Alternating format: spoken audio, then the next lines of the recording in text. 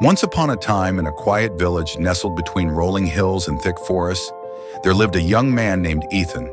He was tall, strong, and full of potential. But despite his talents, Ethan was never truly happy. No matter what he achieved, it always felt like someone else was doing better. His neighbor had a bigger house, his friend had more money, his cousin was married with children, and Ethan, he felt like he was falling behind in life. Every morning, Ethan would sit by the village square, watching people pass by. He saw the merchants counting their gold, the farmers tending to their thriving fields, and the young couples laughing together. His chest would tighten as a familiar wave of doubt washed over him. Why is everyone ahead of me?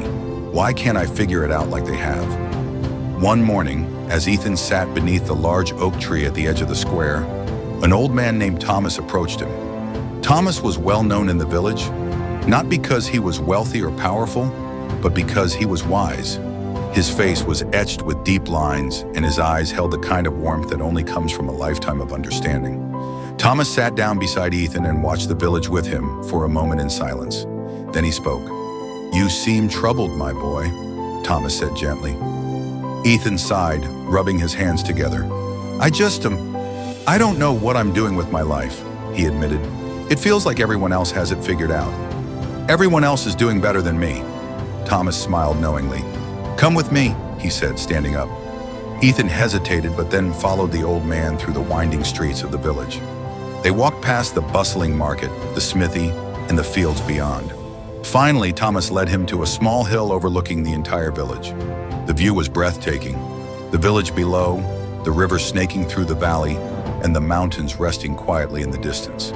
"Look down there," Thomas said, pointing toward the village. "Tell me what you see." Ethan frowned.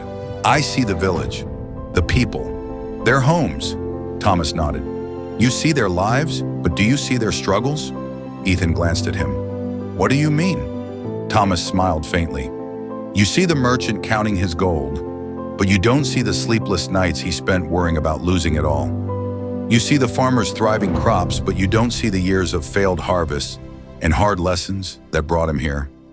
You see your friend with his beautiful family, but you don't see the arguments, the sacrifices, and the tears behind closed doors."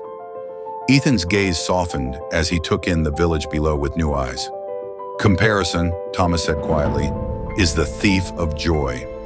Ethan's brows furrowed. "But how can I not compare? It's everywhere. It's impossible not to notice how much better everyone else is doing." Thomas turned toward Ethan, his eyes soft but serious. "Because you're measuring your life by someone else's path. You're looking at someone else's chapter 20 and comparing it to your chapter 5. Ethan's chest tightened. "But what if I'm just not enough?" Thomas placed a hand on Ethan's shoulder. His touch was steady and grounding. "Let me tell you a story," he said. "When I was a young man, I had a close friend named William. William was charming, successful, and talented at everything he did. He married early, started a successful business, and was respected by everyone in the village. I admired him, but I also resented him. I tried to catch up, tried to match his pace. But no matter what I did, William always seemed to be 2 steps ahead." Thomas sighed, his gaze drifting toward the mountains. "One day I asked him how he managed to stay so far ahead of me. Do you know what he said?" Ethan shook his head. He said, "Thomas, I don't think about how far ahead I am. I'm just walking my own path." Thomas smiled faintly. It wasn't about winning or losing. It was about walking his own path, at his own pace. Ethan's eyes filled with unshed tears. "But how do I find my own path?" Thomas smiled. "By letting go of the need to match someone else's journey. By realizing that your path, no matter how slow or winding, is enough." Ethan sat with that thought for a long moment, the sounds of the village below drifting up toward them. Finally, he spoke. "So, I should stop comparing myself?" Thomas chuckled. "You will compare yourself. That's human nature. But when you catch yourself doing it, remember this. Your path is yours alone. No one else can walk it for you." Ethan nodded slowly, feeling a weight lift from his chest. As the sun began to set over the valley, Ethan and Thomas sat together in silence. Ethan's heart felt lighter. For the first time in years, he realized that he wasn't behind. He was exactly where he was supposed to be. Over the next weeks and months, Ethan began focusing on his own life. He stopped worrying about what others were doing and started asking himself, what do I want? What makes me happy? He took up wood carving, something he had always been curious about.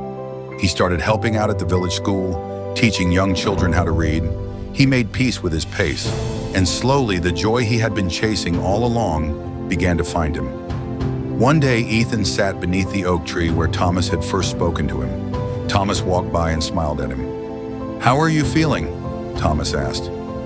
Ethan smiled. "I think I'm learning to walk my own path." Thomas chuckled. "Good. That's all you ever needed to do."